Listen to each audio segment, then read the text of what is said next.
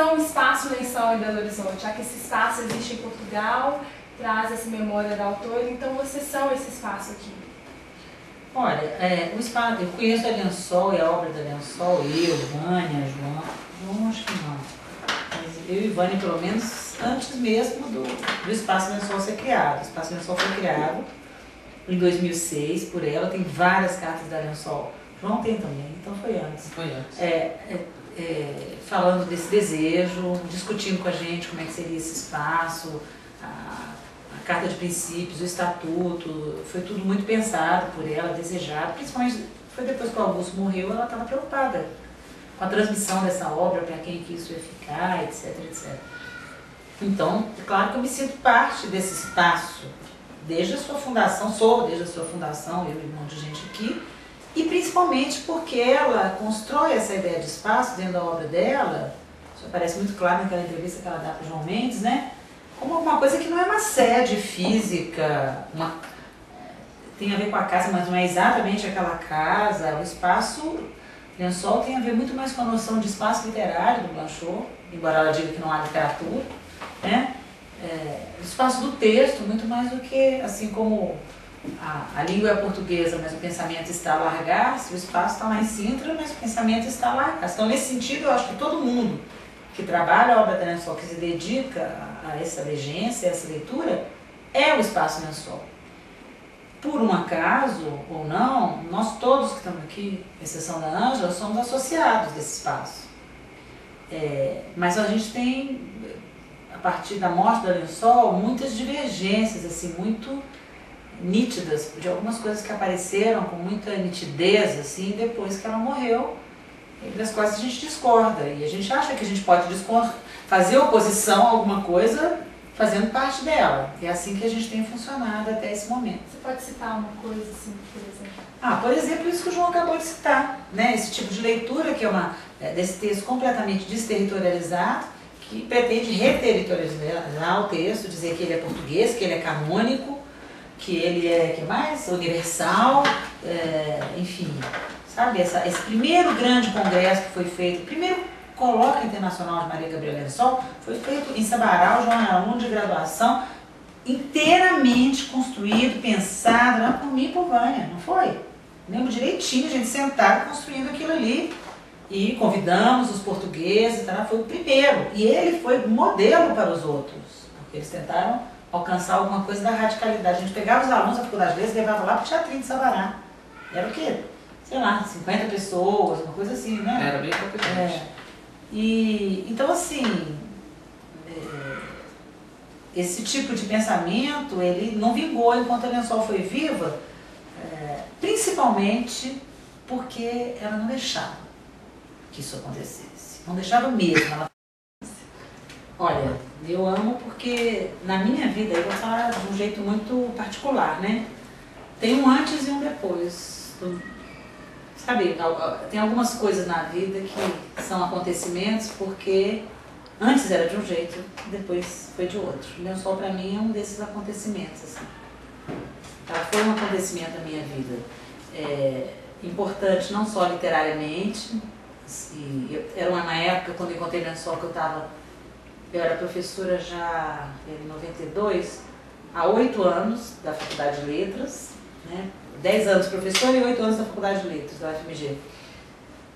E eu estava enjoada de literatura, completamente enjoada. Escritora, professora de literatura, completamente enjoada de literatura.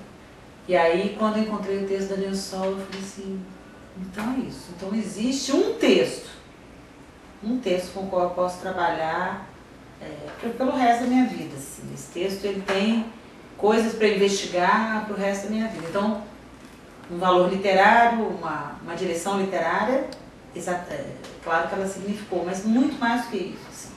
Essa coisa da Lençol, da escrita, da língua sem impostura, que aparece muito na obra dela, ela te obriga, de algum jeito, a... É claro que sempre é possível, né? Ser um impostor e ser regente de Lençol. Isso eu achava até pouco tempo que não era possível, mas eu acho que é possível, é sempre possível. Qualquer coisa dessas é possível, mas eu acho que o texto dela resiste a essa leitura na impostura. É uma leitura que ela própria se mostra como impostora. E a vida também, né? O Augusto Joaquim, que foi o primeiro regente dela, foi marido dela durante, né, até morreu em 2003, ele tem um texto muito bonito, né, que ele diz: esse texto tornou a minha vida improvável. Depois que eu encontrei esse texto, a minha própria vida se tornou improvável. Assim. Improvável no sentido de que nada mais pode ser provado, que a única prova é que esse texto existe. Assim. E aí esse texto está acima de qualquer coisa. Assim. Bastou que eu lesse esta frase: vejamos onde nos leva a escrita e não outra grafia qualquer, mas a escrita. Então ela já, não só a minha vida, mas a vida de muita gente eu já acompanhei durante anos, né, com esse encontro com a Lençol. Hoje eu estava brincando na aula falando assim: eu já vi gente casar por causa de Lençol, já vi gente separar por causa de Lençol, eu já vi gente surtar por causa de Lençol, eu já vi gente abandonar emprego, abandonar. Teve uma época que a mãe falou assim: Lúcia, paisagem.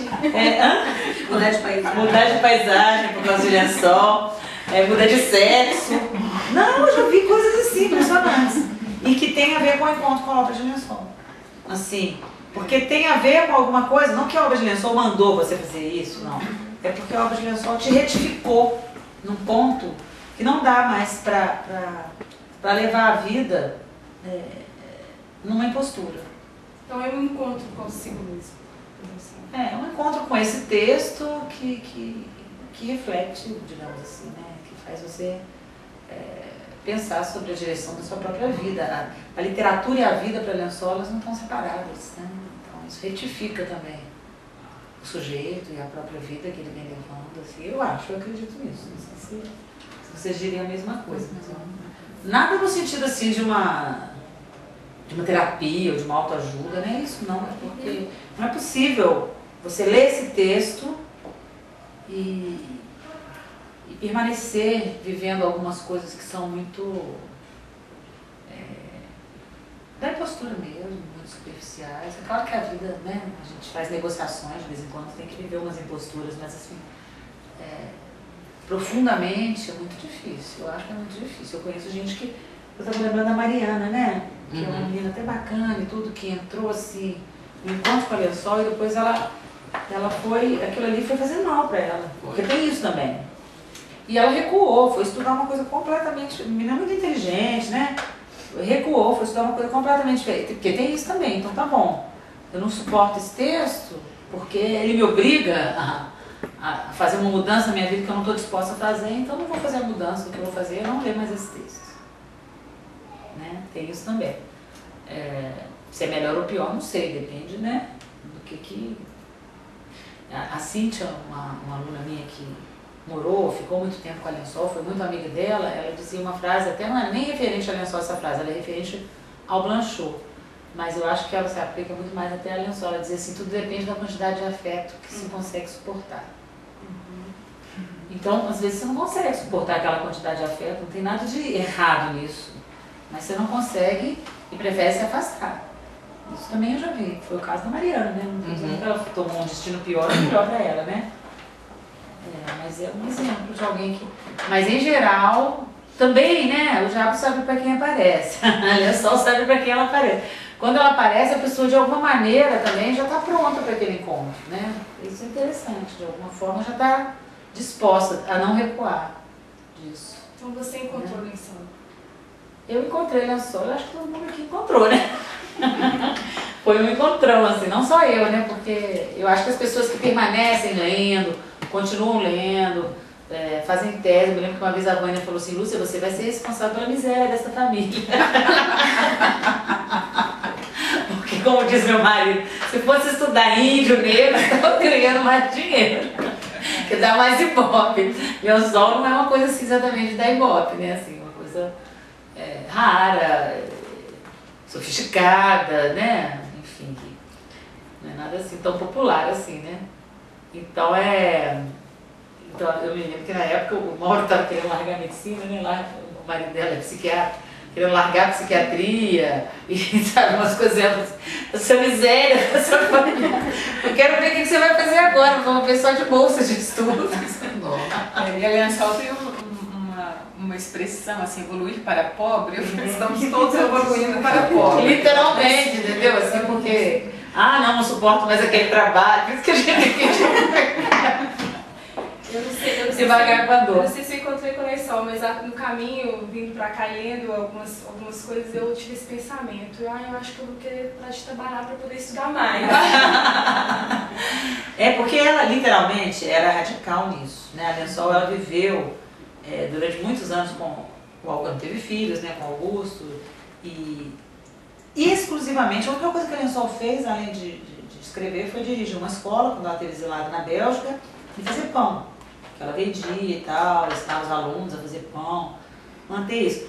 O resto foi escrever, escrever, escrever. E quando ela morreu, a gente sabe disso porque no final da vida dela, nós, inclusive eu, Vânia, daqui só eu e Vânia, mas tinha mais gente, mal, todos os que estávamos empobrecendo, a gente mandava dinheiro para ajudar. Ela precisou de médico, de enfermeira, etc, etc. Ela vivia nessa época com 300 euros. Imagina o que é isso na Europa, 300 euros, ela e o Augusto. E quando o Augusto morreu, isso era exclusivamente dos direitos autorais que ela ganhava e de algumas resenhas que Augusto ainda fazia para o jornal, ela não fazia. Então eram traduções, direitos autorais e resenhas. Muito pouco dinheiro, tanto é que nessa época, então, o pessoal lá batalhou para ela conseguir uma bolsa, né, que era uma bolsa do governo, que era dada até o momento só para escritores, só para a família de escritores já falecidos, ela conseguiu em vida, ela ganhava 1.000 e poucos euros, ela ficou rica, assim, não é? Eu lembro que a Vânia falou assim, nossa, olha só, você viu, ela tá agora de tênis novo, tá, não sei o quê. A gente notava que ela estava diferente, assim, diferente que ela não era uma pessoa consumista, nada, mas ela, esse dinheiro, era um dinheiro que fazia uma diferença enorme para ela, porque ela vivia com muito pouco dinheiro, assim. E os textos dela renderam 20 mínimo, que você falou, 20 teses, assim, só na faculdade de letras, né? Isso tem a ver com uma certa, isso é uma coisa legal para se investigar, assim. É claro que tem a ver com o trabalho que eu fiz na faculdade de letras, mas tem a ver com por que a Lençol chega primeiro e com muito mais força, de um jeito muito mais assim, interessante no Brasil do que em Portugal. Mas ela fala isso. Ela fala isso naquela entrevista, em 1992. Eu acho que esses textos vão chegar a Portugal depois de terem passado pelo Brasil com a Lúcia, pela Bélgica com não sei quem. E aí sim vai ser muito bom para Portugal, porque Portugal precisa de um texto como esse. Vai ser bom. Ela fala como se o texto nem fosse dela e, né, ela estivesse fazendo enfim, trazendo alguma coisa muito importante para Portugal. E é verdade. E exatamente o que ela falou aconteceu. Quer dizer, agora esses textos passam a ser mais lidos em Portugal, mas no Brasil eles são lidos bastante em Belo Horizonte, nem se fala especificamente em Belo Horizonte, e dentro do circuito acadêmico, sem academicismo, assim, não sem o rigor, mas sem esse ranço acadêmico. São textos muito poéticos, são textos, em geral, as pessoas que escolhem trabalhar com Lençol são escritores, ou têm alguma relação com a escrita. Isso é muito interessante, porque um dia eu comecei a pensar e fazer esse levantamento. Nem autores muito lidos, canonicamente lidos, no Brasil, não tem, assim, ao longo de 20 anos, 20 teses, 20 dissertações. Nem Fernando Pessoa, vamos pensar, que é um autor muito lido no Brasil, nem autores brasileiros, como Machado de Assis, como Guimarães Rosa, como Clarice, né? Que tem muita produção sobre Clarice, não tem isso. Eu acho que tem a ver com alguma coisa da Lençol que era muito avançada para Portugal. Acho interessante, assim.